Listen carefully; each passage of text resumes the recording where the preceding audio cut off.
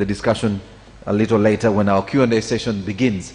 And if you're also watching via Zoom, you will be able to share with us your question, and our secretariat will handle those questions, and we will be able to ask your question on behalf of yourselves to the panel that will be here. Over to you, Chair.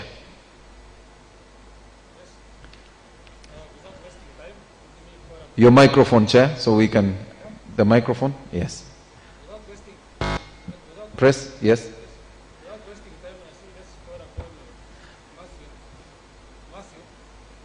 Switch it on. Yeah, without wasting time, let me call upon Matthew Chao to make the presentation.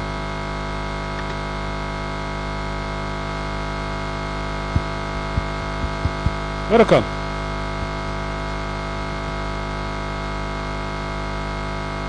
Thank you. Let me share my screen.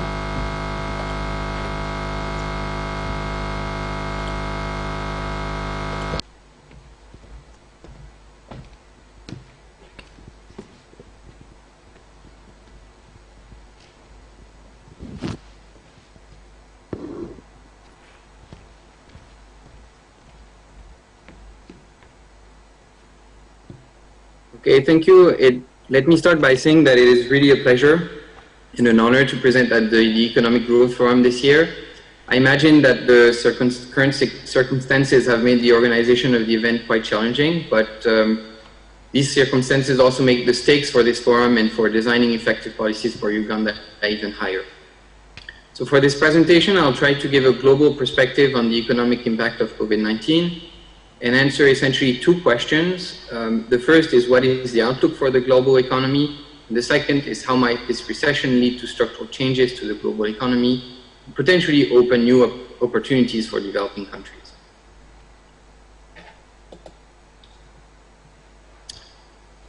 So COVID-19 is a global pandemic. All countries are at risk of a health crisis. But let me start by a note on the health impact of COVID-19 so far. So when you look at the data, in particularly death per million people, not all countries have been affected the same. High-income countries have been affected the most, with death per million between 10 and 15 times higher than in sub-Saharan Africa. So on the economic impact side, even if sub-Saharan Africa has been less affected on the health side, it does not really matter for the economic impact of COVID-19. There are two main reasons for this. So first, on the supply side, most countries have implemented very strong containment measures, which often included workplace and market closures that have typically disrupted production. So this is a map of the stringency of the containment measures implemented across the world. And as you can see in sub-Saharan Africa, the nature of the measures put in place are very similar to the ones implemented in Europe or the rest of the world. So on the demand side, the pandemic has created a lot of uncertainty about the current and the future spread of the virus. And uncertainty tends to reduce demand and reduces the likelihood that customers come to markets. The second reason for why the economic impact of COVID-19 does not necessarily go hand in hand with the health impact is the interconnectedness of global value chains. So this graph represents the network of value chains for intermediate trade, or trade in goods that are used for the production of final goods. So as you can see, the US, Germany, France, China, the UK, all of these countries are very much at the center of these value chains. And so most final goods include many parts, intermediate products that are all produced around the world, in particular in Europe, the US. And so any negative shock to one of these countries spills over to all countries that are part in these global value chains. So the complexity of the current economic crisis is that there isn't just one country from which the crisis is originating. All countries are affected and affected at different points in time. So in this very unprecedented environment, it's very difficult to predict the exact magnitude of the shock for all economies. But with this in mind, when the COVID-19 pandemic started, the IGC commissioned a project from Dominique van der Mensgrube to simulate how developing countries could be affected by the shock. So the value of doing this exercise wasn't really to come up with a number on the magnitude of the shock, but rather to see how under different reasonable assumptions or different scenarios, economies would be affected, in particular in sub-Saharan Africa. So we considered 3 scenarios. The first is a scenario under which only countries outside of sub-Saharan Africa are affected by what we call productivity shock, so a shock on supply or a shock on production, which essentially models the impact of lockdowns and other containment measures in these countries. So the second scenario includes the same assumptions as the first scenario, so the productivity shock, but also assumes that the cost of shipping goods across the world increases by 15%, and there's a significant drop in tourism worldwide.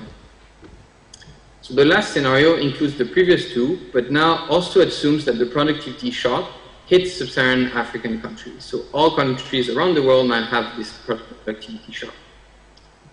So the model estimates the impact on the equivalent.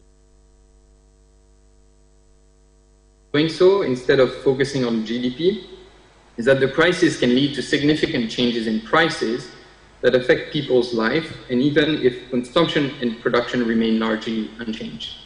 So the numbers are relative, the numbers presented here are relative to what you would have been the scenario without COVID-19. So under the first scenario, the welfare drops by 1.8%, under the second by 5.4%, and under the third by 9.4%. So I think what's really important here is that under scenario 2, which only has shocks that are external to economies in sub-Saharan African countries, so there's no internal shock, there's a significant drop in welfare, and that represents about 2/3 than when the shock also includes an internal shock to the domestic economy in Uganda. So now we are 6 months into the COVID-19 crisis, so how does the outlook look like? So the assumptions made for the model I presented in the previous slide were made in March 2020 or early April, when various institutions had just started releasing their first forecast for how COVID-19 was going to impact the world.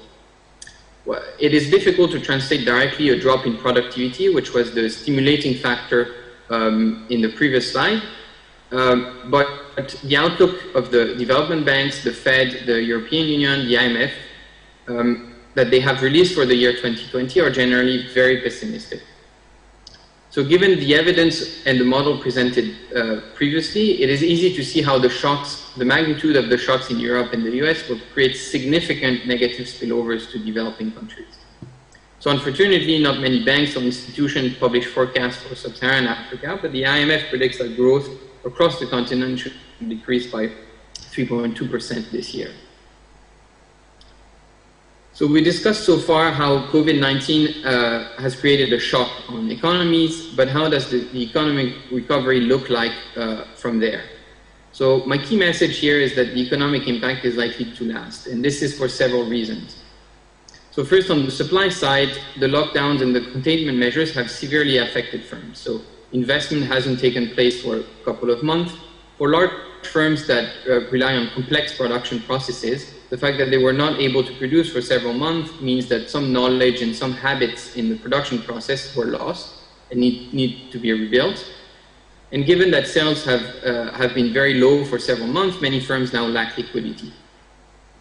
The second factor on the supply side is that until a vaccine is available, different countries are likely to be hit at different times. So actually now the US is through a second wave at the moment, and other countries around the world are experiencing rise in cases.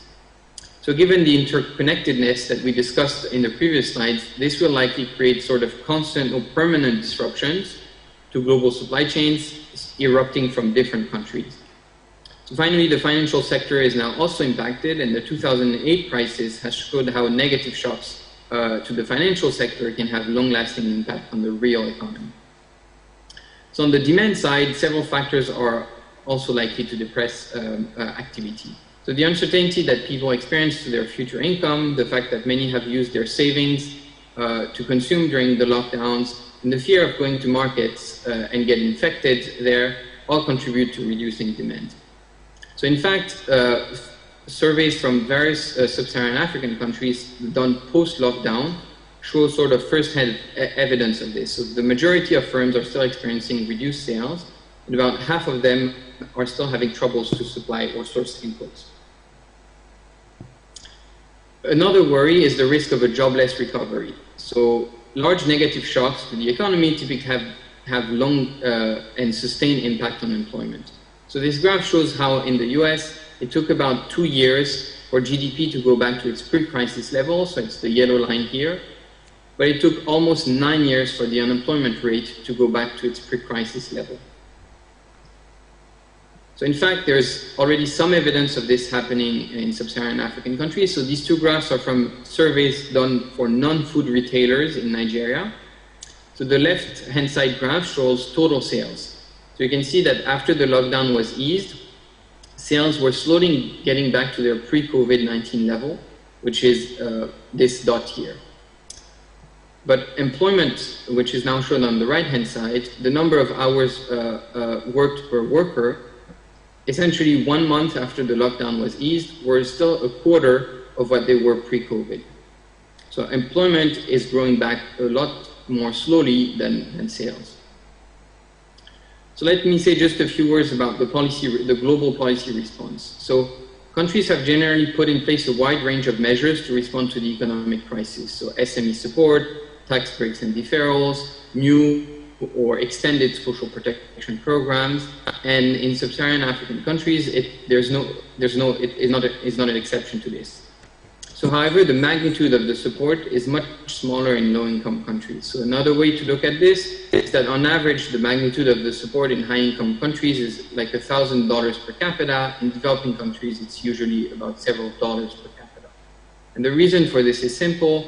In developing countries, they typically have lower fiscal capacity and they cannot easily run a large budget expenditure. So my key message is that given the limited resources that developing countries have, my main recommendation is to focus on spending on things that potentially have a high return for the economy. So in other words, focus more on making sure that people can maintain a livelihood through markets and through employment, rather than trying to substitute their income. So making sure that there are no bottlenecks at customs, that vendors in markets have protective equipment so they stop the spread of the virus, but it also increases consumer confidence. Facilitating digital money payments, all of this will likely have higher returns on the economy than just sending cash to people. So let me now move to a more sort of positive outlook and potential structural changes to the global economies and new opportunities, especially for developing countries. So because global value chains have been disrupted and the fact that countries under strict lockdowns significantly impact other countries not under lockdown and who wanted to buy from these countries under lockdown, many think that value chains could be transformed. In particular, we have the tendency to source goods from countries that are either closer or actually even producing these inputs locally. So there's mixed evidence around this issue. If you look at the sample of non-food retailers from Nigeria that I presented previously, there's definitely evidence that under COVID-19, it is more difficult for them to source goods that they used to buy from countries which are far away. So in this crisis, it is easier for them to buy locally or from neighboring Benin than from buying from China. So that said, when things go back to normal, it's difficult to believe that the types of goods that they used to buy from China will then be available in Nigeria or Benin. So the type of goods they buy is typically shoes or clothes, and it's not here that these will suddenly be produced in Benin. So in fact, evidence against reshoring or nearshoring can be found from the 2011 tsunami in Japan. So for about a year, firms across the world who used to buy inputs from Japanese firms significantly had to reduce their purchases from Japanese firms. But just a year later, as this graph shows, they got back to sourcing the same amount of inputs they used to from Japan. So I guess all of this suggests that reshoring and nearshoring may be possible for goods that can be produced closer to home, but is unlikely to happen for most products which are hardly substitutable across countries. My sense is that a major transformation of global supply change is unlikely to happen, but it may happen at the margin. And I believe my colleague John Sprague will discuss more this afternoon the consequences of value chain disruption for Uganda. So let me now move to a transformation that I think is more likely to happen and that COVID-19 could promote. So just taking a step back, two big transformations promoted economic development in the second half of the 20th century. So the first is mobility of capital. So you have the Bretton Woods Agreement, financial liberalization, investment protection treaties that all have contributed to facilitating capital from flowing from high to low income countries. The second big transformation is the mobility of goods. So the creation of the WTO, improvements in the transit of goods with containers and the enormous ships that carry them have significantly reduced the cost of trading across countries and offered an opportunity for export-led growth, which countries like China were able to seize. So all of this has promoted trade in goods, but there isn't trade in services, or at least it's very limited so far, because there are significant barriers to the mobility of people. So services typically require people facing each other, and so without mobility in people, the trade in services cannot happen.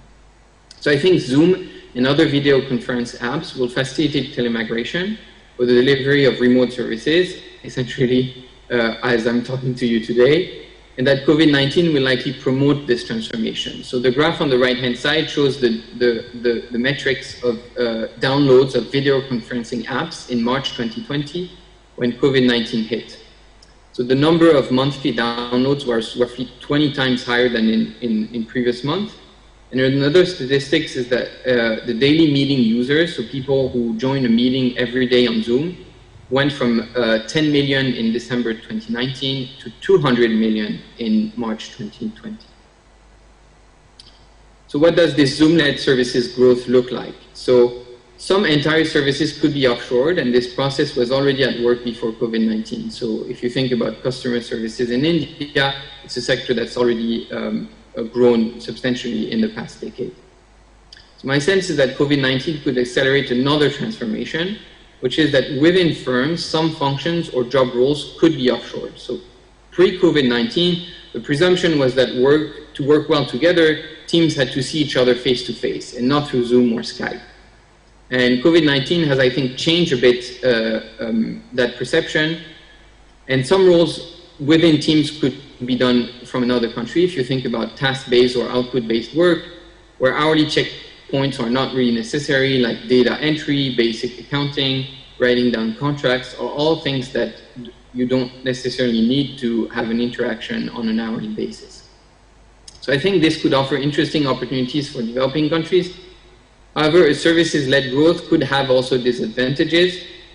First, services as opposed to manufacturing activities typically require manufacturing activities typically require high fixed costs to get established, and so cannot easily move location. So services on the right-hand side can easily move from one country to the next. And I think this creates a risk if the development strategy solely rely on services. And the second worry is that countries may end up competing to attract these services by offering higher and higher financial incentives and reducing labor market regulations, creating a race to the bottom across developing countries.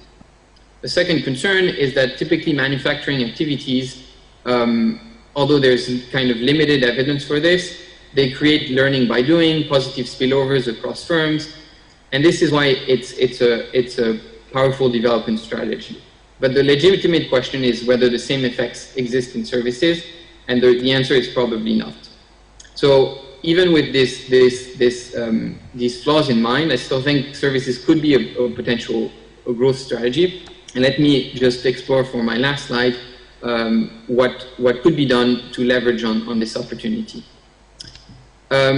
So first, let me notice that a services-led strategy for growth relies on essentially the same comparative advantage as light manufacturing. It's low labor costs. However, there are other set of ingredients that are essential to make that strategy happen and are quite different from light manufacturing. So first, investing in skills is essential. There's a lot of learning on the job in manufacturing activities. In services, specific skills rather than generic skills are very much needed. So if you think about data entry, recording orders, generating contracts, or basic accounting services, all of these activities, the employer would typically expect employees to be able to start and deliver on day one. Second, the infrastructure needed for the sector to grow is quite different. So you need basic IT services, you need to facilitate small financial transactions across countries, and more importantly, I think you need to create an ecosystem between the private sector, the government, and the universities to make that strategy happen. And finally, on building the market doesn't probably exist in a vacuum, so you need to sort of create it, facilitate it, build connections with potential buyers in other countries. And I think the right market for this is probably Europe, in that the time difference with Europe is pretty small compared to what it is with the US or with Asia. So I'm over time already, so let me end here and pass the floor to Dr. Musisi.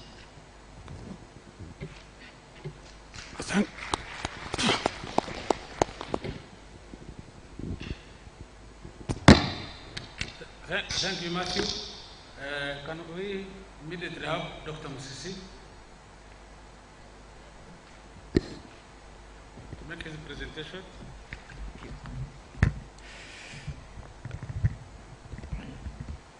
I welcome Dr. Kaseke, and I think the person I saw but is covered, I think he's the one, former Deputy Governor. Highly welcome. Okay, I hope, Chair, you can allow me to take off my mask to speak. Okay. Good morning and welcome to the 4th Annual Economic Growth Forum. Following on the presentation by Matthew, where he focused on the impact on the global economy, I'd like to focus my presentation on the macroeconomic impact of COVID-19 on the Ugandan economy, the near-term outlook, and then the prospects for 2021 and the medium term. I also conclude by suggesting some key policy, macroeconomic policy and budget priorities that I think are important to ensure that the economy recovers and that it is sustainable, inclusive growth. As we heard from Matthew, international experts, including himself, are predicting severe health and economic crisis for countries in sub-Saharan Africa, including Uganda. And the main reason they are saying this, the first one is that we have, or at least that's what's suggested, we have weak health care systems, and if we have an outbreak of the virus, this would overwhelm the existing capacity, such that that would negatively impact on the economic activity here through labor issues and so on. And then if we have a severe contraction in the global economy, the spillovers to our countries would be significant, as I will be discussing later on. And of course, they are pointing to the collapse in commodity prices, like oil and other commodities, particularly for countries which depend on a particular export product like oil, or a particular sector like tourism. Fortunately for Uganda, our exports are diversified, that I'm going to point out later. The other issue is that we have a large informal sector, which is widespread, such that if we have problems here, it will be very difficult to implement measures to contain the disease, but as well to implement some of the fiscal policy responses that will be required, mainly the problem of targeting, as we have already seen when we are doing the food distribution. And then lastly, limited fiscal space, particularly budget space, if you want, such that our response is not as impactful as we have seen in more developed countries. So those are the main reasons. And on that basis, they have projected a recession for sub-Saharan Africa. And as you can see here, these are projections by the IMF. They are projecting that the global economic growth will contract, negative 4.9%. And for sub-Saharan Africa, negative 3.2%, as was pointed out in the earlier presentation. However, they are projecting a more quicker recovery of the global economy of 5.4%. But for Sub-Saharan Africa, they are projecting a gradual recovery of 3.4%. And the main reasons are the ones I've just highlighted: our inability to respond because of budget space, weak systems, and so on and so forth. However, as we know, there are differences in countries. And I want to focus on Uganda and ask the question, how has Uganda performed so far? Have we seen the big impacts that have been predicted? What is the near-term outlook and the prospects for 2021 and the medium term? Of course, for Uganda, the channels of transmission are highlighted as below. The first one are effects originating from the global economic downturn. And this would result in a reduction in remittances from Ugandans living abroad. The falling international demand would impact on our exports revenues. We see declines. And of course, the decline in tourism receipts and foreign direct investment. The other one is the effects of the lockdowns, both domestic and international, which would impact on the people going to work as we had the lockdowns, but also affecting livelihoods because jobs would be lost, incomes, and also the non-essential sectors that were closed, like bars and restaurants, saloons, and so on. Those would be affected. And then limitations of international travel, which would impact on supply chains, as has been highlighted earlier, exports, imports, including imported inputs, and then of course this would impact on household income and household demand, and eventually leading to increased poverty, inequality, and food insecurity, especially for some of the urban households. So what do we see so far in the Ugandan situation? Now, what I have here are monthly indicators of economic activity, and what we have seen in the last 3 months, that is March, April, and May, is a sharp decline in economic activity. And this is by all the different indicators that we have been using. However, more recently, in the last 2 months, June, July, we have seen some signs of recovery. The question is, will this be sustained? Or this is just a spike which will turn down the line? And that will depend on a number of things, of course. Also, one thing we have noted in this recovery is that although the enterprises have resumed activity, what is reported is that the jobs have continued to be reduced, sort of pointing to what was highlighted in the earlier presentation of jobless recovery or jobless growth. So in policy-wise, we have to look out for that. Of course, the pandemic also is impacting on the other sectors, the fiscal sector, that's basically the government sector, the external sector, the monetary and financial sectors. And I'm going to quickly go through each of these just to look at what has happened so far. And I start with the government sector. The government sector, the pandemic has affected the government's fiscal position. Domestic revenues fallen well below target, especially for the last financial year. And on the other hand, we need to increase expenditure to deal with the health sector, as well as some of the other sectors like the police that are helping in enforcing containment measures, and of course the fiscal stimulus that is being proposed. The end result of this is an inevitable increase in the fiscal deficit, and the fiscal deficit is increasing from 4.9% in 2018-19 to 7.2% in 2019-20. And the reflection of that is an increase in debt. The debt to GDP ratio is also increasing, 35.4% in 18-19 to 40.2% in 2019-20. So the fiscal position, as highlighted in these numbers, is changing.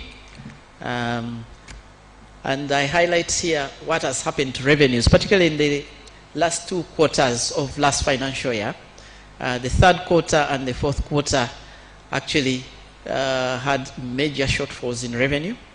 The fourth quarter particularly had about 1.8 trillion, which was significant. In total, we had a shortfall of about 3.3 or 3.4 almost shortfall.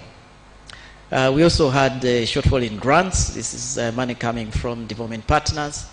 And at the end of the day, a summary of that shows you that our domestic revenue ratio declined in 2019-20 compared to 18-19, from about 12.7% in 18-19, 12.5 in 2019-20, although we are projecting some kind of recovery this financial year.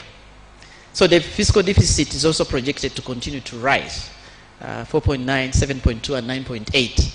And in tandem with that, the debt ratio also increases. Yeah? So the challenge that we shall be facing is, from a macroeconomic point of view, is how to respond to this crisis, while at the same time ensuring that we maintain macroeconomic stability, fiscal and debt sustainability. That will be the key challenge as government that will be faced, and as a country, actually. When you turn to the external sector, the slump in global demand and the disruption in supply chain has resulted in a decline in both exports and recovery again in May and June. Nevertheless, we have seen a bigger decline in imports than exports, and this has resulted in a reduction in the trade deficit from 2.87 billion in financial year 18-19 to 2.34 in 2019-20. And the main reason for this is some of our exports did quite well, like coffee and maize. So unlike some of the other countries that are too dependent on one particular commodity like oil, in our case, some of them declined and some of them did better. I think for coffee, we exported an extra 1 million bags, and I also got more foreign exchange this financial year. So that was not bad at all. Yeah. For the areas of where we have had major challenges, mainly in the three areas of foreign direct investment, remittances, and tourism. And I looked at the first half and the second half of the year just to see what happened to these three areas. Now, if you look at foreign direct investment, if you compare the second half of this last financial year, 2019-20, to the one in 18-19, the drop is about 40%, which means that we lost about $278 million in the second half of the year compared to what we had the year before. The other one is tourism. And as has been highlighted and discussed before, tourism actually declined significantly, 62% compared to the second half of the year before, and that was about $365 million. However, remittances, although they were predicted to or expected to drop significantly, they have not dropped as much as we expected. They have dropped about 11%, which is about $64 million. Whether these trends will continue is something that we may have to discuss. Now, the capital flows, FDI, remittances, and tourism are very critical for growth, of course, because they impact on a number of areas: hotels, transport. FDI is important for investment, and remittances, in the recent analysis we did, actually impact significantly on poverty. It's a major factor. It seems like a number of households actually depend on the remittances from abroad. Fortunately, they have not dropped as expected, and we shall see what happens going forward. The projection is that probably they will drop further in the coming months, as the global economy doesn't seem to be changing. Now, the impact on the monetary and financial sector. What we saw in the global financial crisis of 2008 and 2011 was a sharp exchange rate depreciation, high inflation, and an increase in interest rates, sparked mainly by the depreciation. However, what we have seen so far is that inflation has remained low, below the 5% target in the financial year 2019-20, at least so far. In the recent month, there has been an increase a little bit to about 5.8, I think, in the most recent months. But on the whole, it has remained within levels. And this could be partly because of the exchange rate, which has also remained within the levels that we expect. Although we saw a sharp depreciation between March and May, there was a bit of capital flight, mainly portfolio flows, I think, in March and May. But we have seen a mild appreciation overall in the 1920 of about 0.6%. And I think some of the flows are actually beginning to return, which is a good trend. Perhaps one of the areas that we have discussed more conclusively is the interest rates. Particularly the lending rates have not changed significantly, despite the Bank of Uganda's easing of the CBR. We have seen that actually more recently they have begun to trend up. And probably this is because of the slowdown in economic activity, which has impacted on the income of the different individuals and sectors, and has resulted in non-performing loans increasing to 5.7, and maybe the banks are becoming risk averse and fearing to take any more risks and increasing the interest rate. We have also seen some kind of decline in the private sector credit compared to the year before. So the financial sector in this case seems to have been affected by the slowdown in economic activity, especially with the private sector credit and interest rates. Overall, what have we seen? As has been pointed out, in the first 2 quarters of the financial year, we had the growth that we expected, at least 6.7% in Q1 and Q2. But what we see in the last 2 quarters, that's the period when we had the real impact of COVID, both the lockdown and the cases beginning. Q3 we had about 1.8% growth, and then as the PS pointed out in his opening remarks, we had a negative 3.2% growth in Q4. And that led to the overall growth being below our target of 6.3%. We had about 3.1%. But when we look at the individual sectors, the sectors that were particularly affected was industry, although we expected more to services, but industry was most affected according to the numbers we have got from UBOS. Manufacturing and construction were the key sectors. Of course, in the services sector, we had tourism, hotels, and wholesale trade.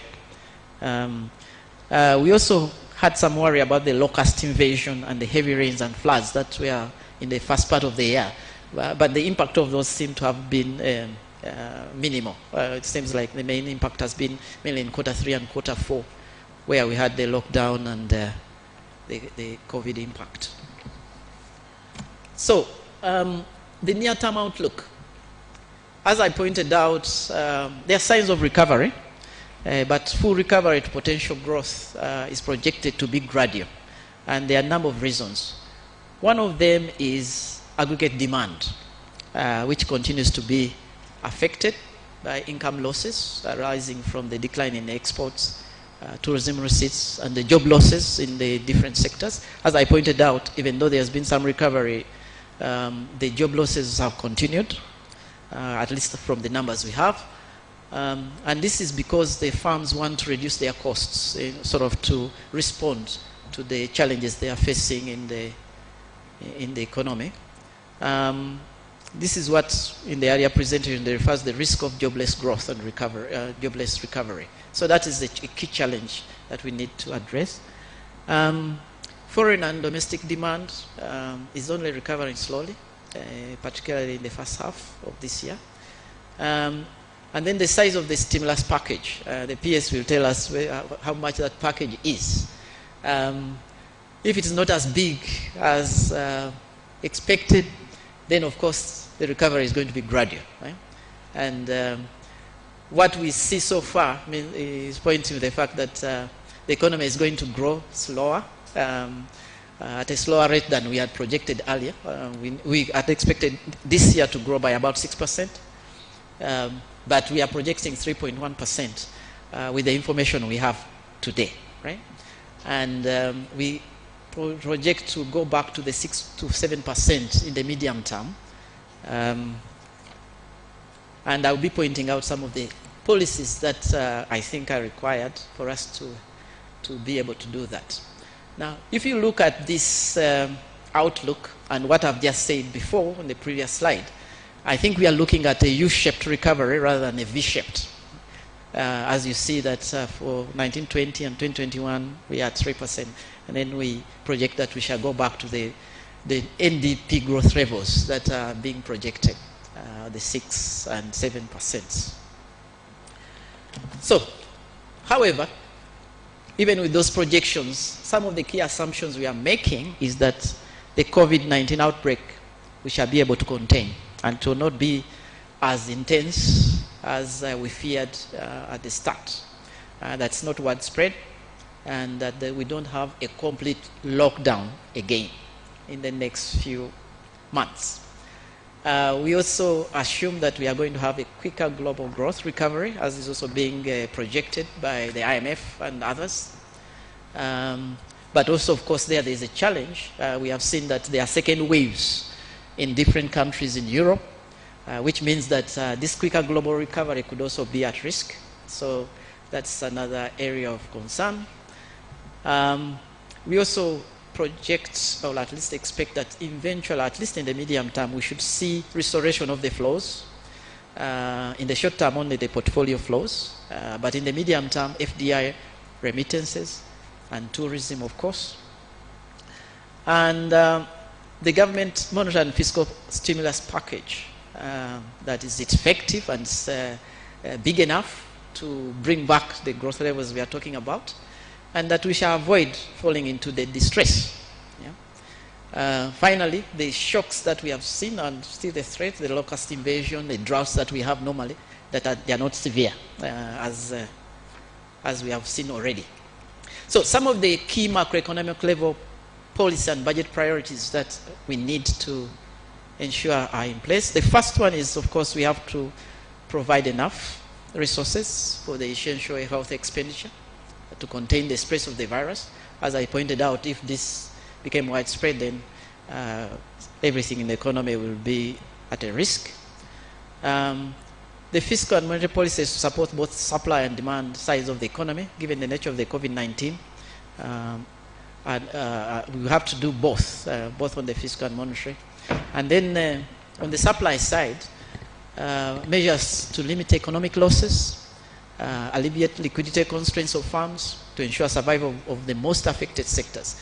Later on in the day and also in the afternoon, we are going to go into a little bit of details of what government is proposing and also what we have heard from the private sector, and that have been put together. There will be a presentation on that.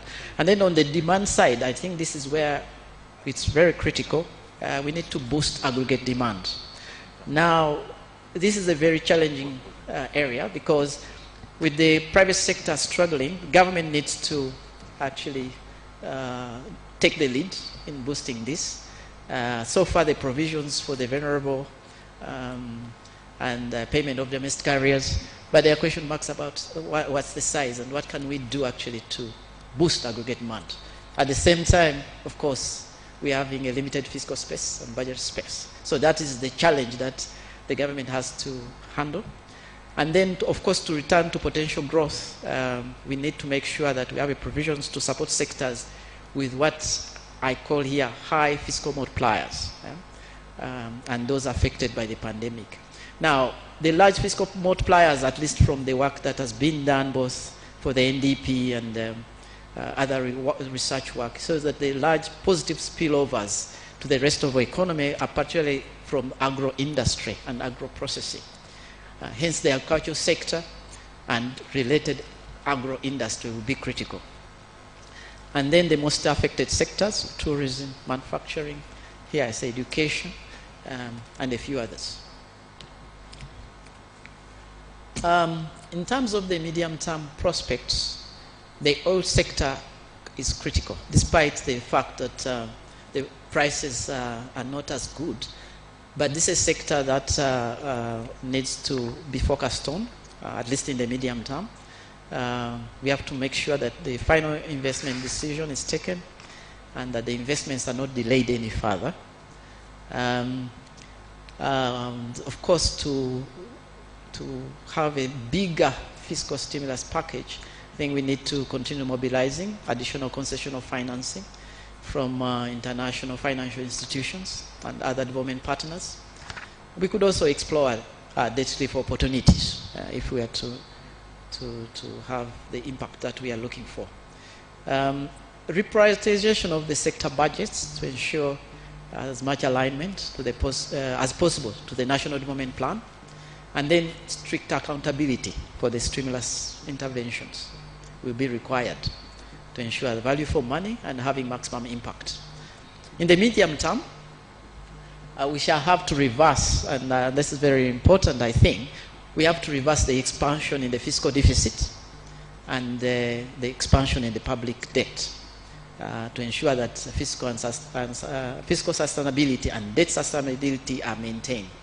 The reason for this is that stabilization of public debt is critical for investor confidence and hence for growth. Other important structural reforms include continuing to improve the public investment management, but also the reforms to facilitate the provision of long-term finance for enterprise competitiveness. I think that's all. Thank you. Thank you very much, both of you, doctors. But I think you failed to put there, I don't know why, that these poor countries of ours will need substantial debt relief. And I think that's very important because the fiscal spaces and debt are closing as a result of the impact of COVID. And I think we should have discussed that. But let me, mine is chair, let me keep quiet. Now, can I call upon Mr. Joseph Mavawara, Executive Director, National Planning Authority, to make one or two remarks with few questions, issues, as I open for question. Go ahead. I am here, sir. I thank you, Chairperson. Good morning, ladies and gentlemen.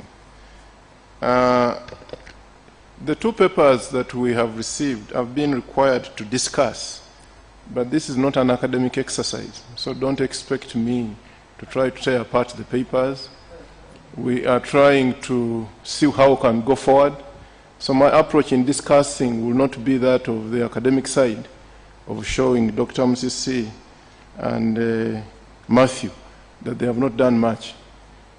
First and foremost, I agree a lot with all they have in these papers. The two papers that we have received, in my opinion, speak to similar issues.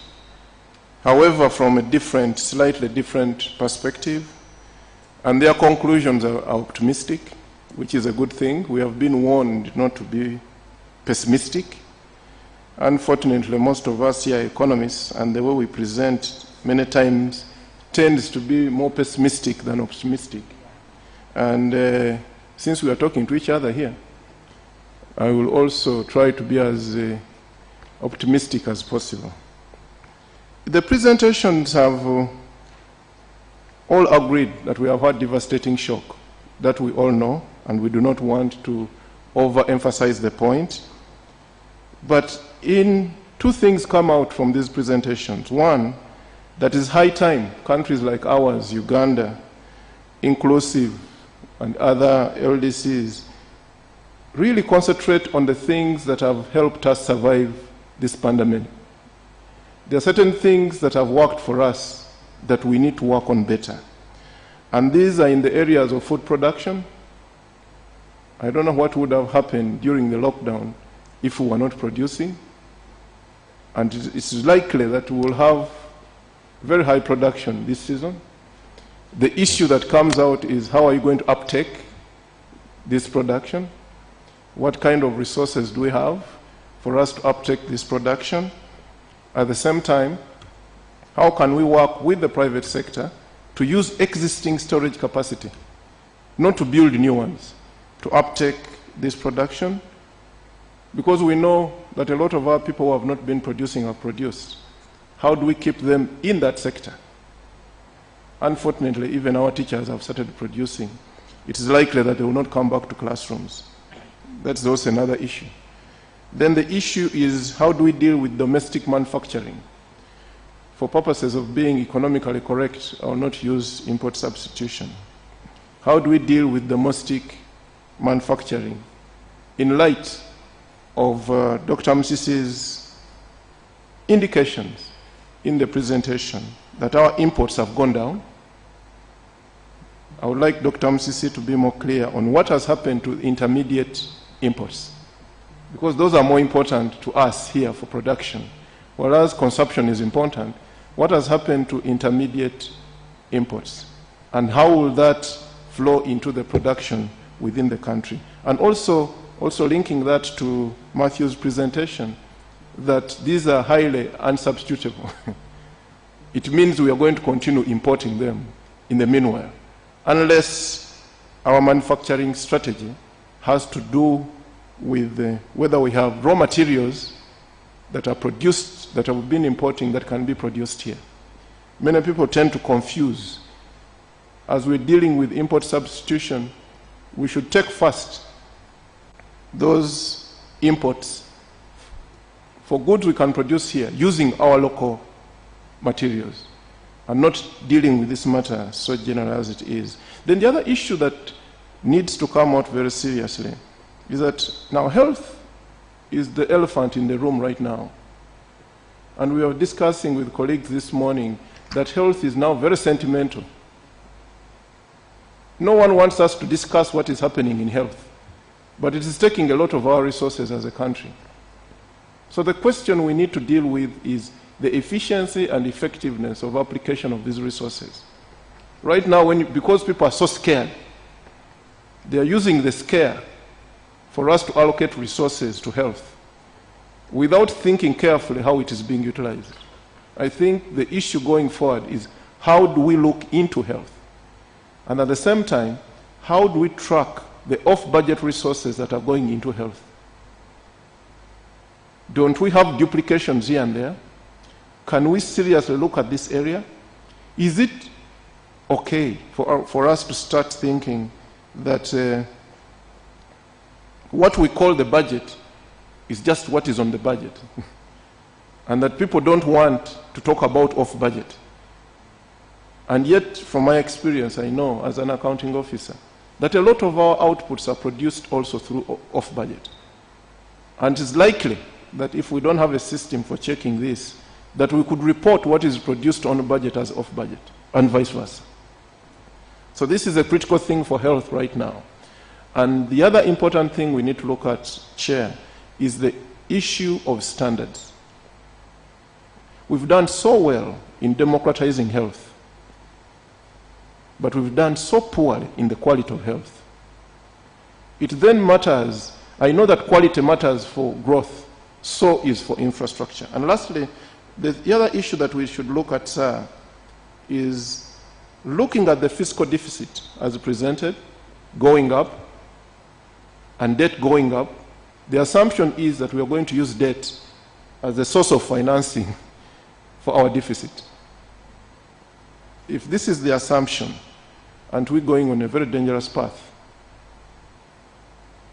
isn't this a very dangerous path? Isn't it the time to discuss reduction in expenditure on unproductive expenditure, including classified? Because revenues are not going to increase so fast because of all the things we have talked about, Dr. Msisi. Now, what can we touch? We cannot eat our cake and have it. So I think this is the time for us now to go into the budget. And it's not even the budget. It is a political decision. We can revisit that budget 1 billion times, I don't care. But at the end of the day, are there certain items we can touch? Are we allowed at this point in time? Because we are saying this is COVID time. It is business unusual. So for me, that is a critical takeaway. I agree with all the other issues of skilling, infrastructure, ICT, building markets. I agree very well. I don't have an issue with that. The point that we need to be careful with here is the issue of oil and whether what is happening now will not affect our FDI, the financial investment decision. If FDIs are going down, price is going down, is oil a safe bet for us, even in the medium term? I am one of those people who don't like oil very much. I think we can do better without it because we are not yet prepared to even benefit from this oil. Even with the FDI, if we don't have certified people, and we are going to earn from skills, we are not going to earn from the oil itself because it's cost recovery. What have we done as a country to ensure that we are prepared? The other day we were looking for drivers and found that there is only one school which can give you a product of 20 certified drivers in a year. The rest are coming from Kenya and other countries. So how are we going to benefit from oil if we are not prioritizing certification of skills, whether specific or otherwise? Now, the other worry I see from this paper is the issue of jobless growth. How do we then mix?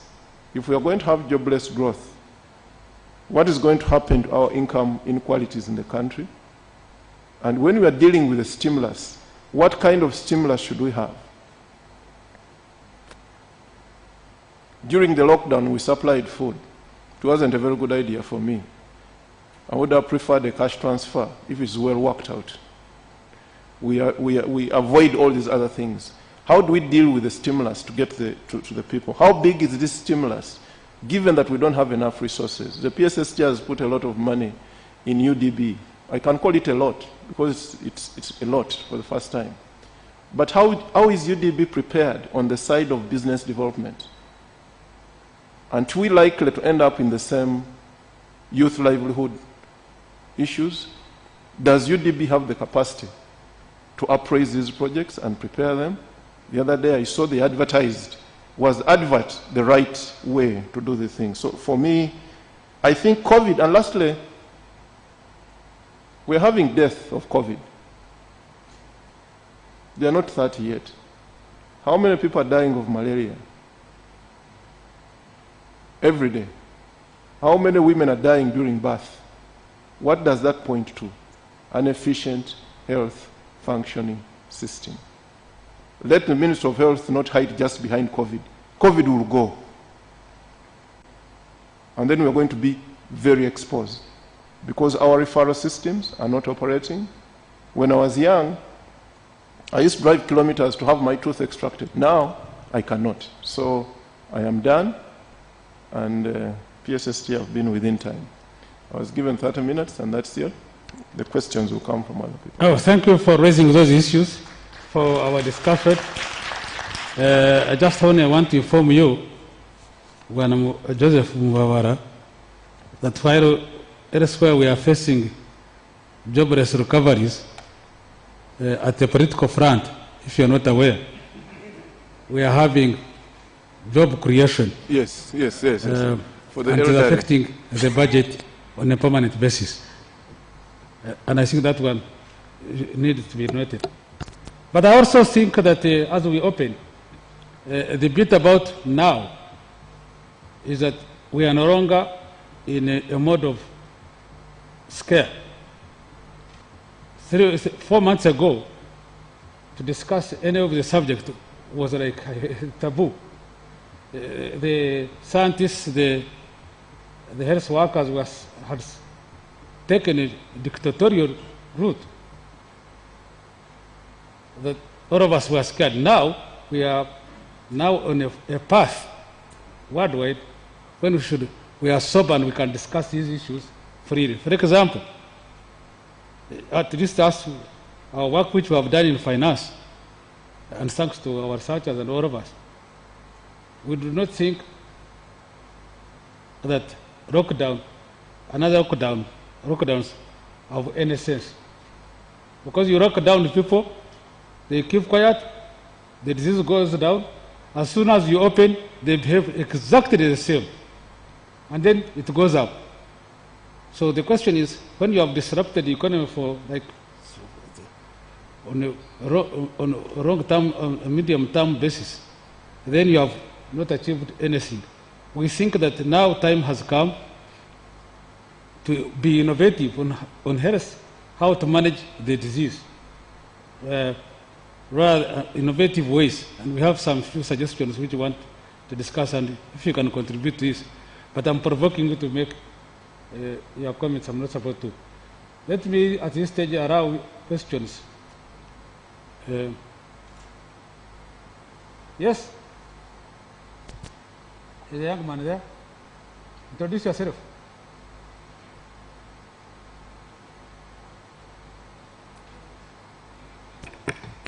But young man, can you put on your... go ahead.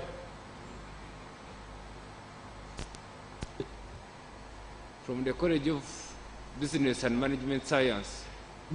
From the College of Business and Management Science, Makerere University. The manageable way we can maintain the disease is making sure the SOPs are clearly managed. And when you look the public, you don't manage the disease. But when you make sure that the SOPs are managed, you can at least control. An example is this.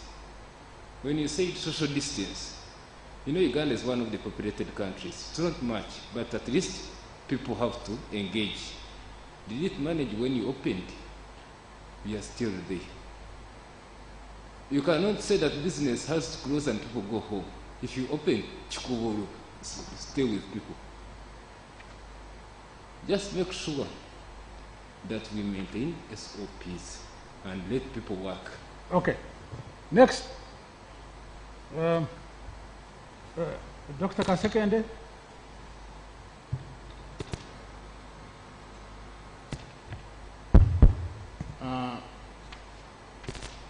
Thank you, Chairman. I'll start by congratulating Musisi for a very informative presentation.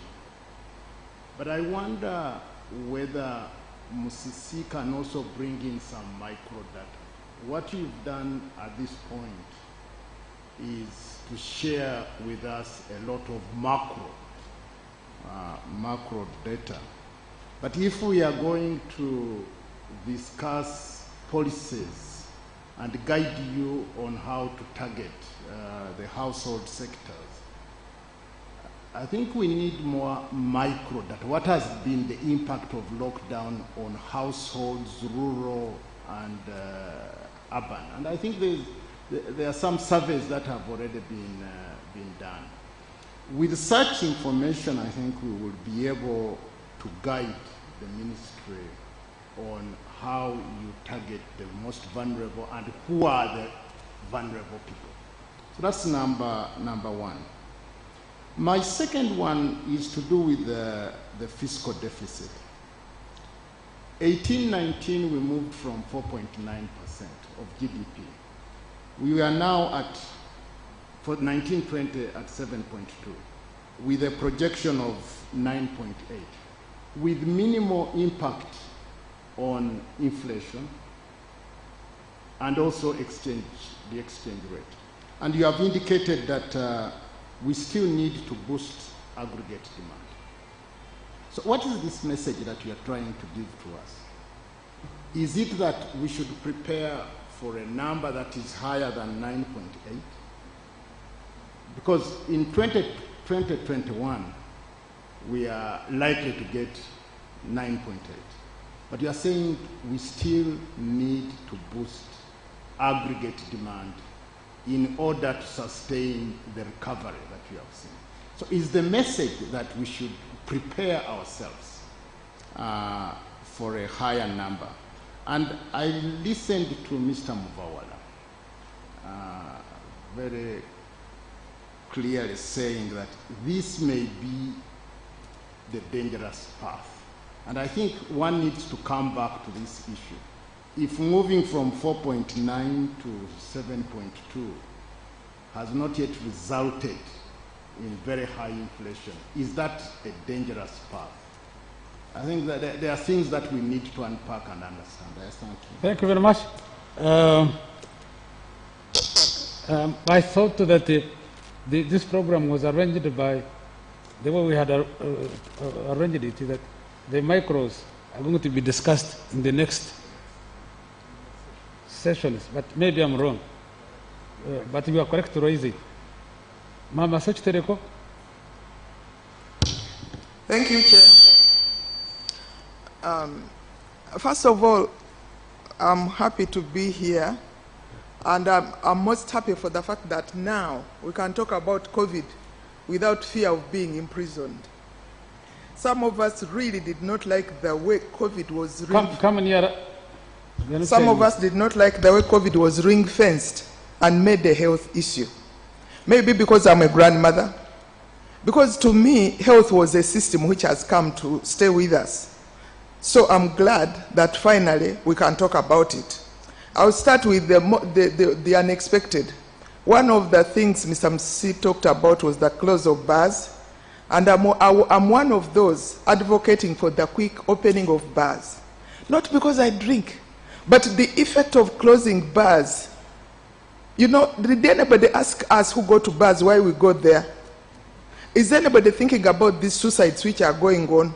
Is anybody thinking about the men? Because you men do not call each other just to say hello. For how you have not heard from you. That is why even the people committing suicide, most of them are men. So that is one side of COVID affecting the community. But at the same time, when you close the bars, that means the breweries are not making beer, and that means that we, the pig farmers, cannot get the waste. Therefore, the pig production has gone down so much so that I know a farmer who had 3,000 pigs at the beginning of COVID now has got less than 500. So that industry of which ends in the bar is actually longer. The people in Soroti, Serere, Bukedea, who are growing the sorghum for the breweries are all now jobless. Now we are talking about creating jobs. Really, we who enjoy the beer can really enjoy the beer, distance, and use the mask, because we all take off the mask when we are eating. So that is one appreciation that I'm glad the discussion is now going beyond Ministry of Health. And along those lines, can somebody, be it from health, agriculture, or wherever, demystify the word boost your immunity? Because these wonderful scientists have been throwing these words around, and most people don't even understand. How can we do that? Really, this is very simple. Can we say all hands on deck? Meaning, let everybody come with the expertise they have so that we can really go into battle and win. Along those lines, I would like to suggest that even this business of masks should be given to the women, the LCs, and everybody. Because if every woman was told, it is your responsibility to make sure that everybody from your house is wearing a mask. Don't allow anybody in your house without a mask. Tell the LCs, don't allow anybody into your village without a mask. It would work. We do not need the police to arrest people when they themselves are maskless. Finally, Mr. PS, when you talked about, when you made your presentation, somehow you mentioned the domestic areas coming from PSFU. I would really love to, by the end of today, to know exactly how much. Because Dr. Msisi said, we don't know how much it is. For us, we know, and we told you. And you do not have to know everything. Just start with however little you have to turn decay. Thank you. In fact, in this quarter, I have paid a lot of domestic areas. It should be very dumb now. But let's say, introduce yourself. Yes, my name is Kawea Chigongo Samuel. I'm a retired magistrate. I've served this country as a magistrate for 19 years. Now retired. I retired, but not tired. I have three issues. To emphasize Dr. Muvawala's point of panic, to avoid panic, anxiety, because it's very destructive, and rush and pessimism. If a hungry person, a person who has anxiety, even if you give him food, he will not eat the food. So let's go slow and take the problems as they are. Dr. Msisi, thank you so much for your paper. But even Minister of Finance quotes sources of the information and data. It's very important. Now, my point is, my second point, can we change the land use and land management in Uganda so that products are no longer relevant or have a market? We produce those products which are relevant and which will save our community, because we have now realized it, as President Bill Clinton said, it is economy stupid. Now it is the food stupid, because once you have food, you are healthy. Even the health issues we are talking about, we can fight. Even immunity comes from the food. If we change land use and land management during this time, we will succeed. Then the last point. Yes, we understand production and productivity is down. So if production and productivity is down, it takes a lot of money. We can now use that money, which has been going on the infrastructure, to increase this production and productivity for the good of the economy. I beg to move. Yes. Yes, private sector. Thank you. Mr. Kayondo. Young man, put on your mask again. Thank you very much. I thank all the presenters, and it has been very good. But my comments are, one, just as Dr. Muvawara told us about the expenditure, why are we increasing at this juncture the parliament? Why are we increasing the number of districts? And how are we increasing these cities? These are public expenditures which I think shouldn't be coming when we are right now suffering from the deficits which we are talking about. Number two, the area of tourism. Tourism, yes, was bringing a lot of money in the country, and actually it was number one in the foreign exchange earning. But and we don't need so much to sustain these companies which we are doing tourism, because they are just 300 companies, but they are employing the youth and the women. And the way we are looking at it, we are talking about stimulus package, but PS stimulus package is going through UDB, where if you are to get a grant, you must first apply for a loan. But we thought if we can sustain these companies and they remain in business, so that when finally we come up and they open, these companies should be able to do business. Finally, about interest rate. The interest rate has remained up because we private sector, we are competing with government. With the public sector, if the treasury bonds and the bills are still up there, you can't expect the commercial banks to bring their interest rates down. But just one bank has declared half-year profits of 169 billion in just half year, and you have refused to shave the interest rate which has been accrued even during the lockdown period. Because for us as private sector, you said yes, loans have been restructured, but why are we accruing interest during the lockdown period? Because this is a burden, and it's going to create a lot of non-performing loans, and this is where we are going, and you will see more interest rate being raised because of non-performing loans. Mufon, I'm giving you half a minute. And the Zoom ladies and gentlemen, get ready. I'm now going to Zoom. Thanks, Chair. 2 points. One, I believe in this country our problem is not lack of money. Our problem is how we deploy our resources. When you look at the kind of priorities we spend money on and whether they are bringing returns, that becomes one of our biggest issue, Chair. If you look at some of our projects that we can't finish on time because we did not plan properly, that becomes a problem, Chair.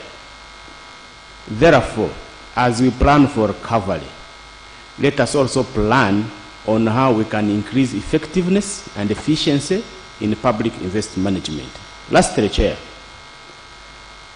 the issue of interest rates, I think it's because you have a very big appetite to borrow. And I can understand why. Because part of your budget, you have to finance it through domestic financing. Musisi, is there any way we can reduce on the domestic financing and try to get more from abroad? I'm really looking forward for a solution to that. Otherwise, the appetite for government to borrow domestically, I don't see it reducing anytime soon. Thank you. Okay. Can we now go, moderator? Yes. Zoom in 5 minutes or so, and we close.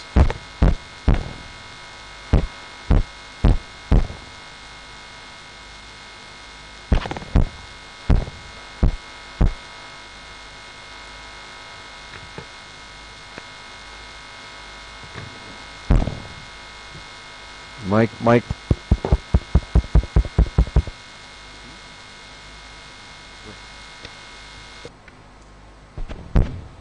All right.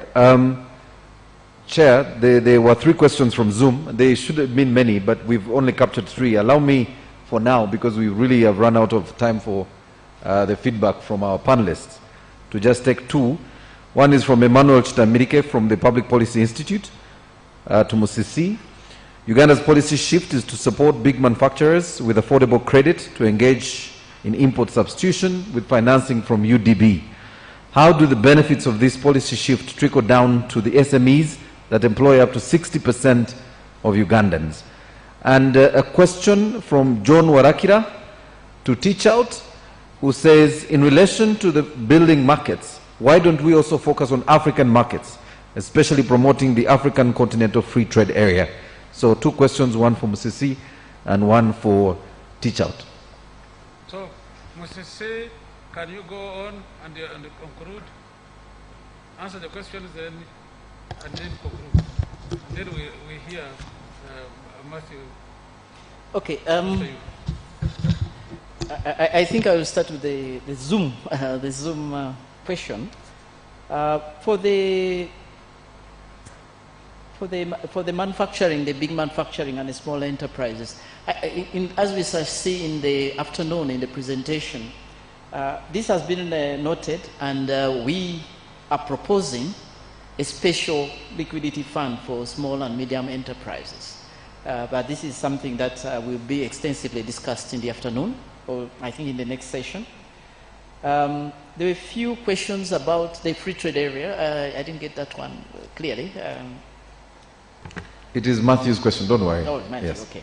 Now, I would like to respond to a few which I thought were critical, particularly from Dr. Kasekenda about the deficits and why we are doing this and what it means actually.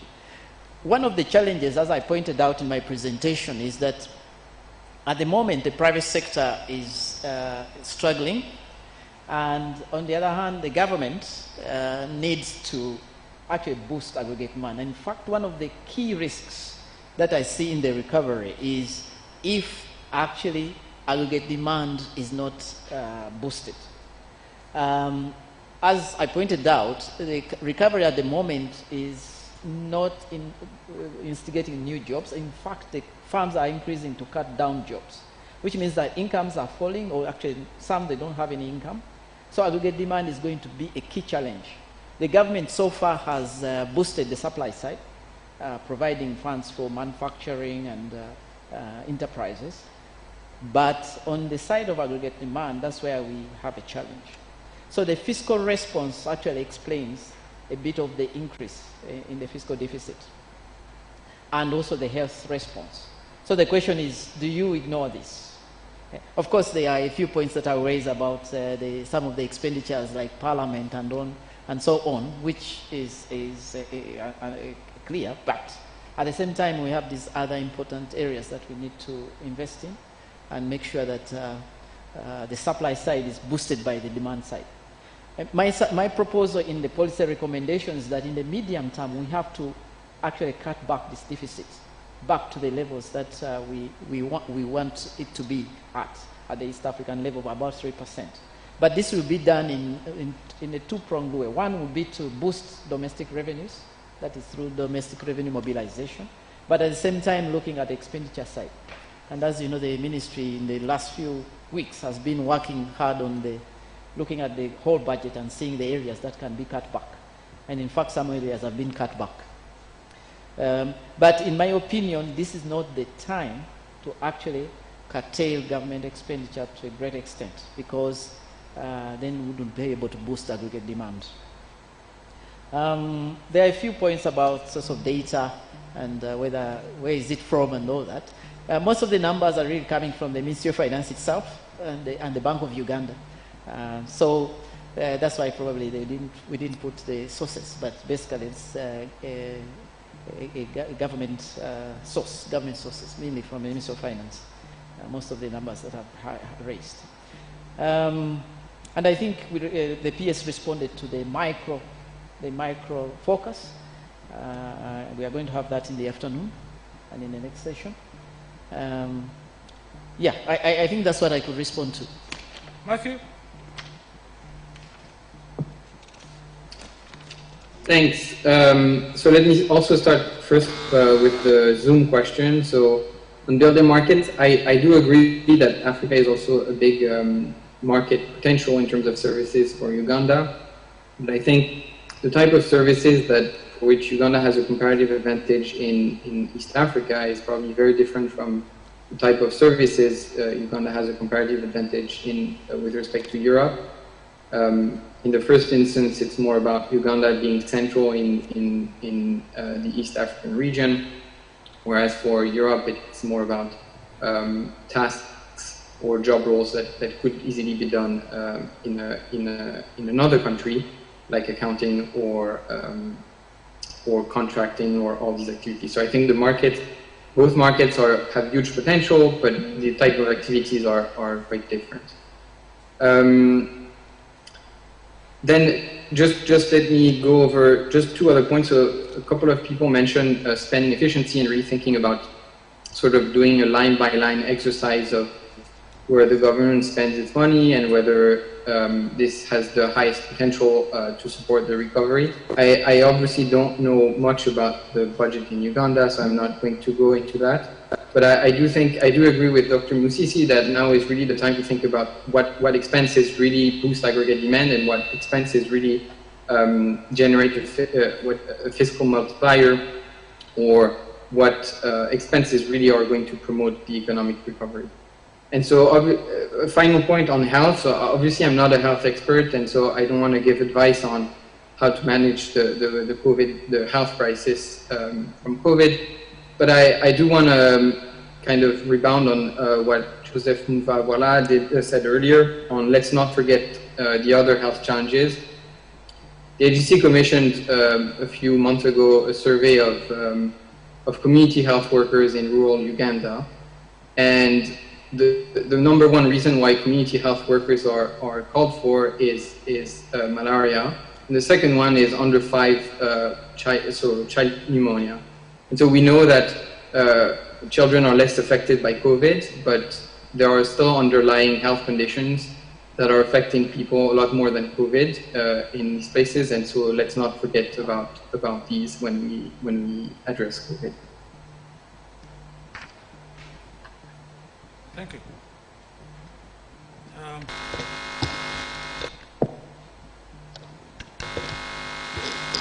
Hello? Hello? Hello?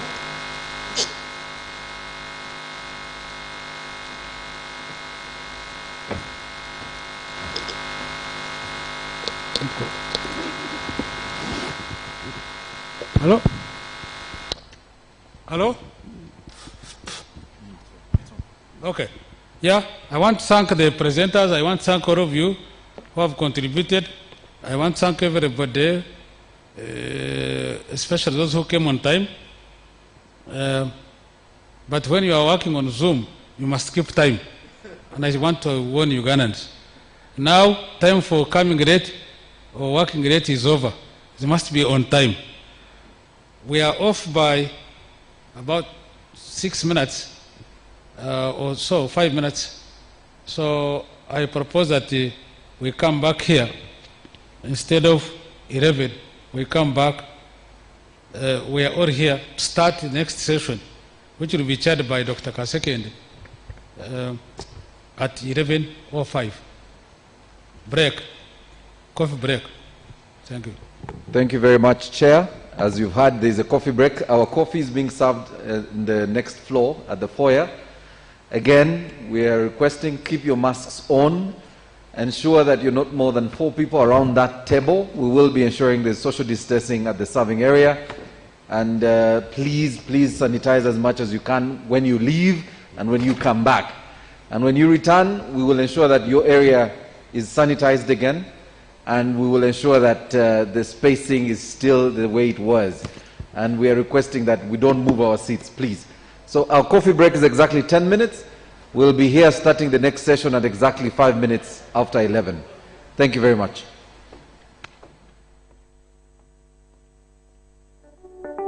The Ministry of Finance, Planning and Economic Development, in conjunction with the International Growth Center, IGC, will host the 4th Economic Growth Forum on the 1st of September 2020. Under the theme, Unlocking New Opportunities for Inclusive Growth During and After COVID-19, at the Kampala Serena Hotel. The objective of the Economic Growth Forum is to identify actionable policy interventions to mitigate the negative impacts of COVID-19, as well as recommend medium-term strategies to support economic resilience and recovery. The forum will also provide an opportunity to discuss immediate and medium-term growth challenges, learn from cutting-edge research as well as policy experiences in other countries, and identify a course of actionable policies to promote and sustain inclusive growth in Uganda. Key areas for discussion will include assessing and responding to the global economic recession, understanding the impact of COVID-19 on households, enterprises, and microeconomy, the Government of Uganda's planned recovery program to address these challenges, and medium-term strategies for key growth sectors. Recommendations from the forum will inform the growth and budget strategies for the financial year 2021-2022. This will be an e-commerce event and physical participation is by invitation only. The event will broadcast live on UBC and Ministry of Finance social media platforms. The Zoom link will be available for participation from 9 a.m. to 4:30 p.m. on the 1st of September 2020. To join via Zoom, you will be required to register here. The speakers at the forum will include international experts from the International Growth Center, Economic Policy Research Center, EPRC, Makerere University, government officials, and practitioners from the private sector. Required standard operating procedures, SOPs, will be observed to ensure the safety of participants who will have physical presence at the venue. Government officials, donor community, the academic, private sector, and all interested members of the public are invited to tune in and share their views on the new opportunities for growth and recovery in Uganda. Econ Growth UG20.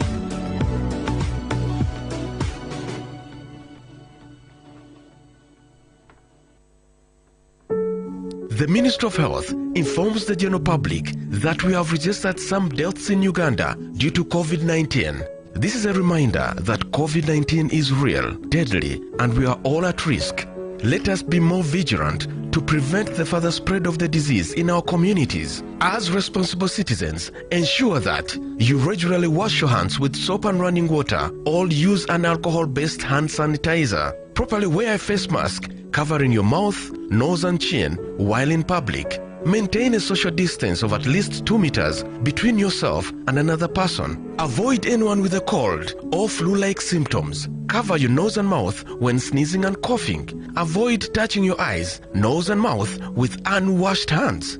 Be vigilant. Stay safe. This message is from the Ministry of Health.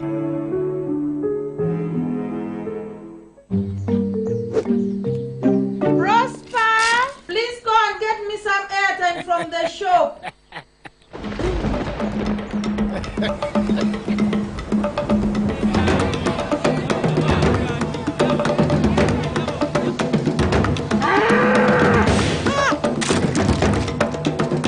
Prosper, you be a good husband and get Yaka also.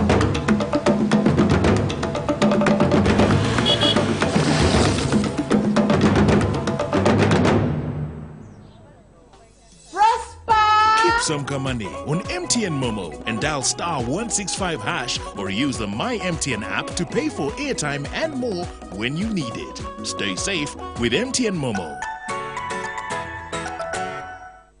As you know, we are going to be using these masks until COVID is gone. Before you put it on, make sure that your hands are clean. Wash your hands with soap and water. If you are in a place that you do not have soap and water, ensure that your hands are sanitized. You make sure that you cover the mouth and the nose. You make sure that the loops cover the ears. Make sure that it covers your cheek and it covers your upper part of the nose. If you want to adjust upward, you can adjust like this. When you want to remove, you hold this and you remove. Make sure that you wash this mask and hang it somewhere that is safe to dry, and you iron it. This message is brought to you by Ministry of Health, supported by Precision Media, UNICEF and World Health Organization. Under the nest, no mosquito will bite. Under the nest, no malaria will catch. Under the nest, you can save a life. What time is it, children? It is bedtime. And to prevent malaria, it is also under the nest time.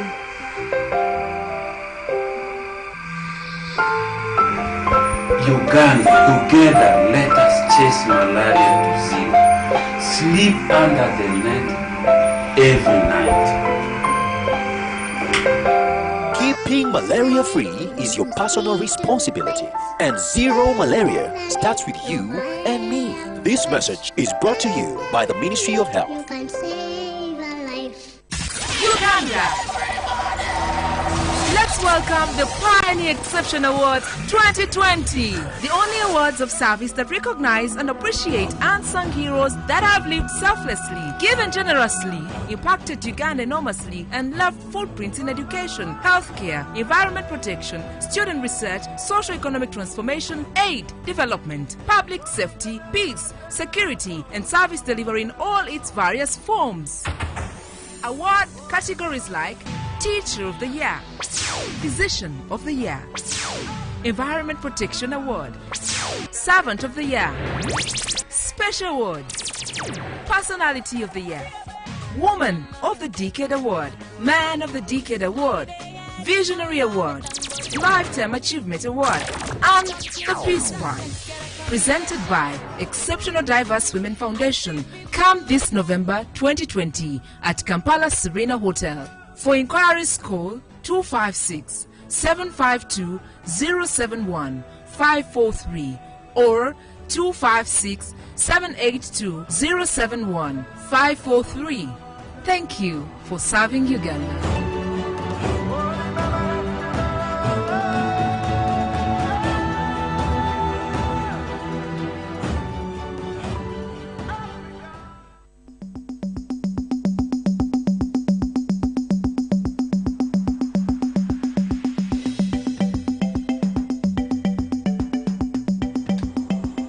I really want to appreciate our customers. They have supported us as we opened all the 8 routes. And it's fitting that now, as we come to this point, we echo a voice of gratitude to all of them.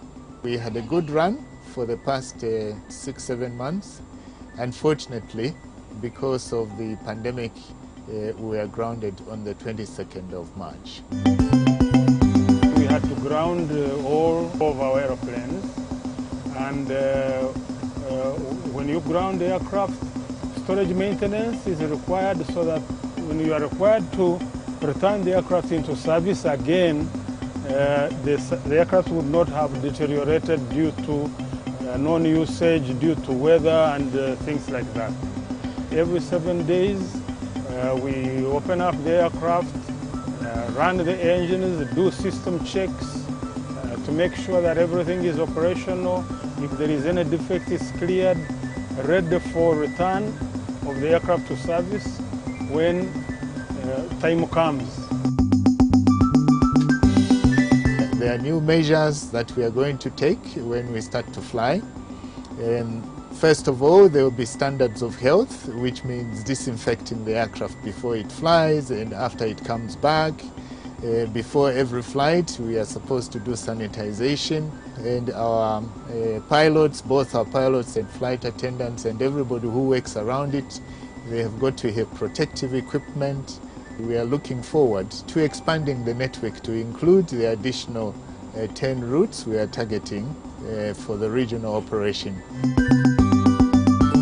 In relation to international operations, we are still targeting that we will receive the aircraft in the last quarter, at least by December 2020, so that early in the new year we can launch our operations. We are targeting mainly 3 connections to overseas markets, which is Dubai, London, as well as the Chinese market in Guangzhou.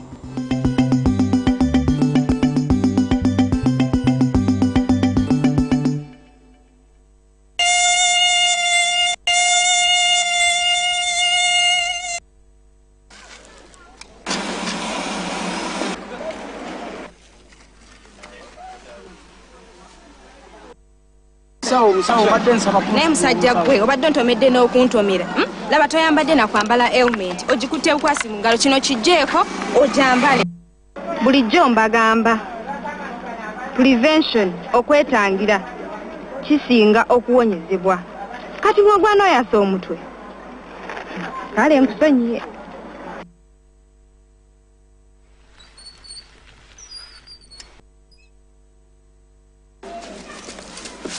mwana lasta ojjale tukumulimu ojja kugoba ofe enjala bosi nsonyiwa nkeereyemuko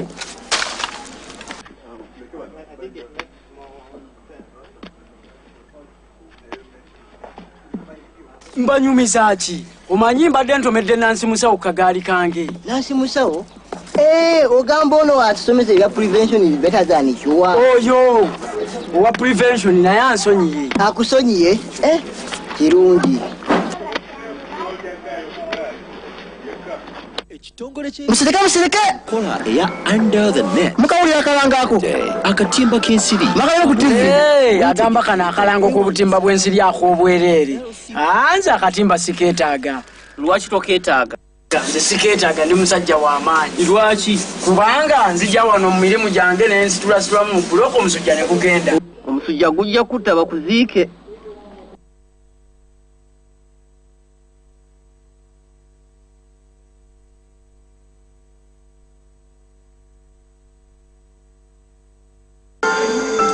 sebo olubadde yesi yegweyankona luli ate obadde ki musawo ndowooza musujja malaria bulijjo mbagamba prevention is better than cure okwetaagira kusinga okuwonyezebwa genda kujjanjaba pena katimba k'ensiri naye siddamu kulaba olwadde omusujja ate nga gwabwereere.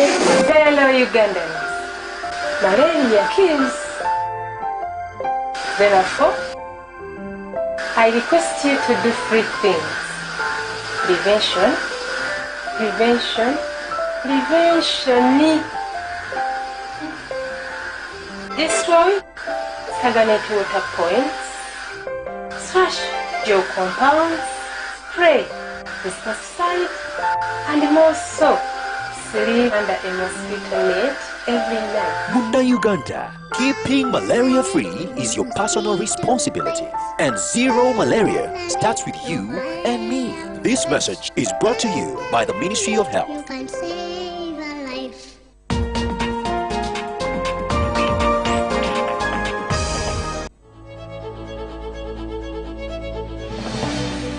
So there are many things we have done which touch, and really most of these are for the ordinary people. Unemployment, for example, poverty, for example, corruption.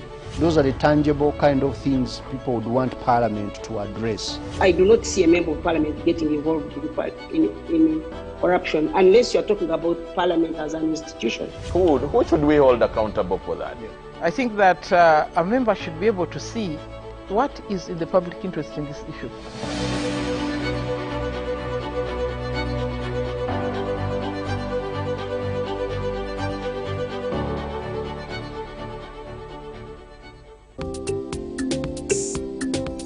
This is Auntie Jovita. your friend, your mentor, and your mother. Someone who wishes you so well. I am here to talk about a very sensitive topic, and this is teenage pregnancy. Teenage pregnancy is bad. Don't get involved in it, because it affects you. It will affect your relationship with your friends. It will affect your relationship with your siblings. It will affect your relationship with your family, the community, the school. You know, it will affect almost everything around you. Today, we've had issues of girls getting pregnant. Do you know how bad that is to you? Do you know how it is going to affect your education? Do you know how it's going to affect your life? Do you know how it can affect your health the rest of your life?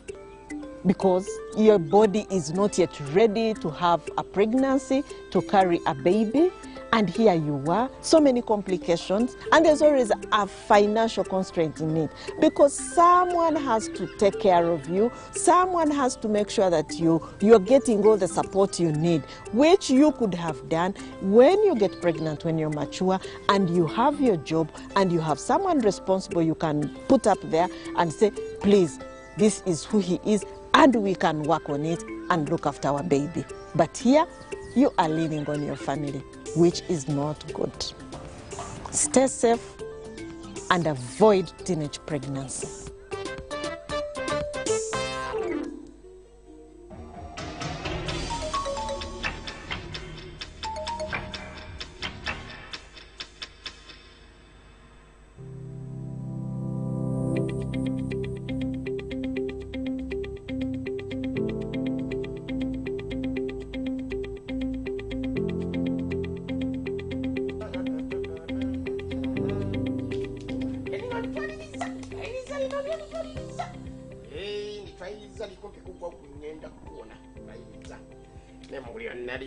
Single Kotake Kerenda Booty Nibu Jingu Monomunda.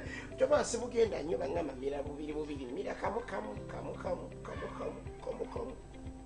Nanja Bumi that will open you over Rambuan.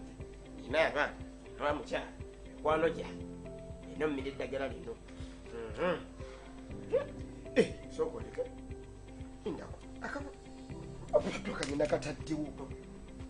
Kuna kutatiwa mama mwente kidaga ndibanga mukumya asino mira meka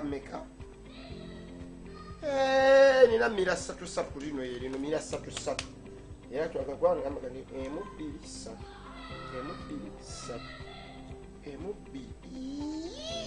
saji mira najibuka sibanga na mira overdose bemba no mize biri ngano mbadde mbira satu mbanga mize overdose iyo overdose yenye Ova wange hey chachiru yo ni best muganda wange chachiru tiya amadagalango chichi uli mulwadde wa ni mulamu nawe sina buzibu nabona amadagalango manji kwegema hate wege kino kibayita self defense kwegema ki self gwera bano bemba musamba mumpira mutsatembera mu defender hawa ni wegema NNC tena security hina UPDF Uganda People's Defense sanga chiba chiza chona kwetangira wetangira ji wonja twina asikari tatukuma mu nyumba ya feno pulira mwali ekyo kyona kiraga ki defense kati nekine kiriwo tulina okwedefendinga omulaba agenda okutuukako ng'olwedde abasikali bali ngabali defendinga ji abano ate obula chiko ngenda kuleka nnyo emabega ogenda sigala nnyo emabega ku corona ono olina okwedefendinga lindako ekyo siri mulwadde n'ekiko kyalimu ubwongo buti bukyakolera kuno kwedefendinga corona ne defendinga wanchi defendinga corona labuno obulwadde ne mumale bunkwata bwe busanga muddega nga likolera ebensi yekola nyinyonyola ebintu bino sobola okubeera ku pesi emu naawe kuba gweoli mumaaso ga eddagala lya corona ne defendinga corona wafunye obubonero bwa corona nedda ninde bufunanga ne katonda yaba yeyamba gavumenti lwakebala gavumenti ebayambye nti mweyamba kati olaba ddagala kati kagambe ani yakuwadde amagezi nze natudde nenkirowooza corona sikawuka lino lyabuuka nakanywa mukaaga nyenya nemirawo lyabuki lyabuuka corona okolola n'okolola sikolola lino lyakifuba lyaki kifuba nnyo ikakano nkakwina oluku mu mutwe kali kajjudde kalamba If we could take our seats, we should be able to start very shortly. buno obuto nebugoya buno Ladies and gentlemen, please do take your seats. bangamira bibiri bine ngirakamu nange We will be starting very shortly, but because of the current COVID-19 situation, I am mandated to run you through some protocols. First is to ensure that we all have our masks on. And as long as you have your mask on, you here. You haven't Sitting rooms of your parents. What?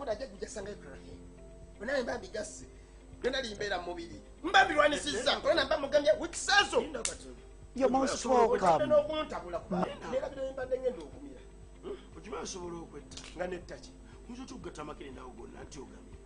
You're most welcome.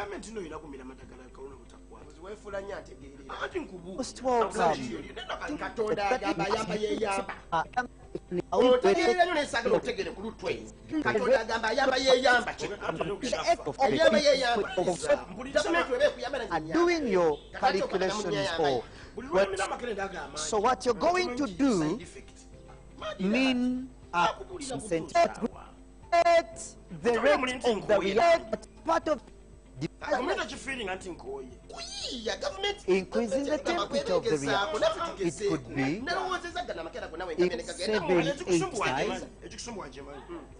7-8 kwegamba olwokuba oli mumpi ndooza amagezi nago maki mampi mugaya kagali wano bwegati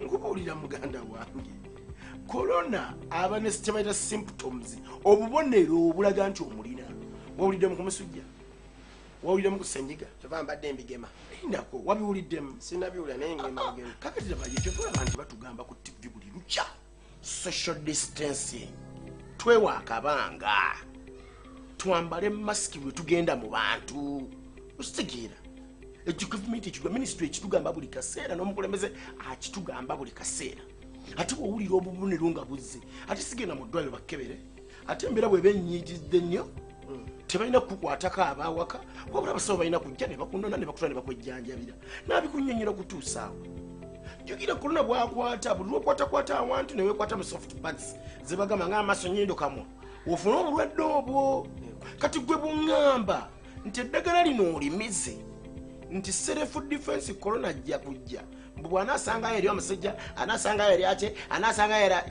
kale nnyonnyola ebintu ebitali ebitagasa muganda wange tukidda ng'ogenda kwetugenda kufaako goloza buli omu alina mu musujja mulwadde wa corona abantu kyoga nti balwala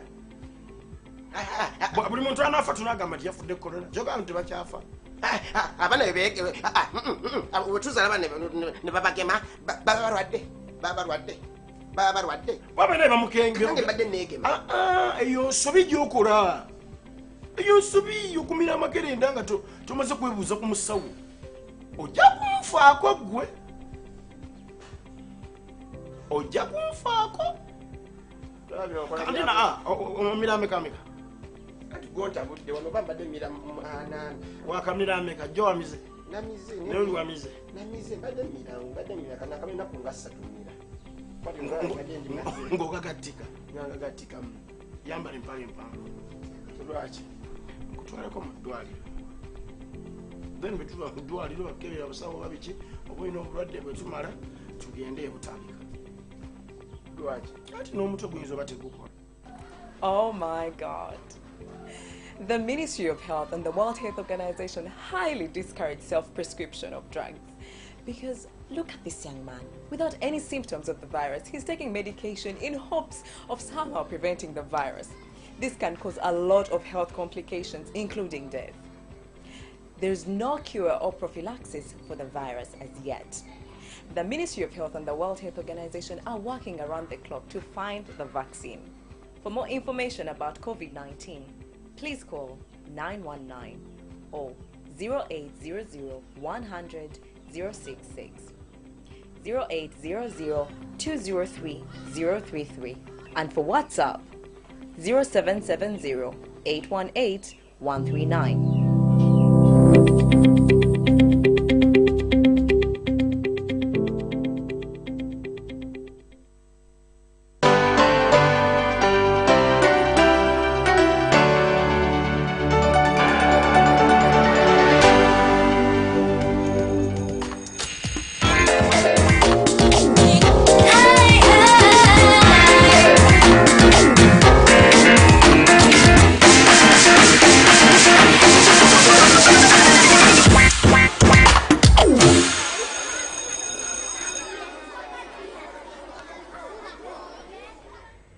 You're most welcome, my dear brothers and sisters. I want to welcome you. Oh no, that wasn't a good start. It's okay. I start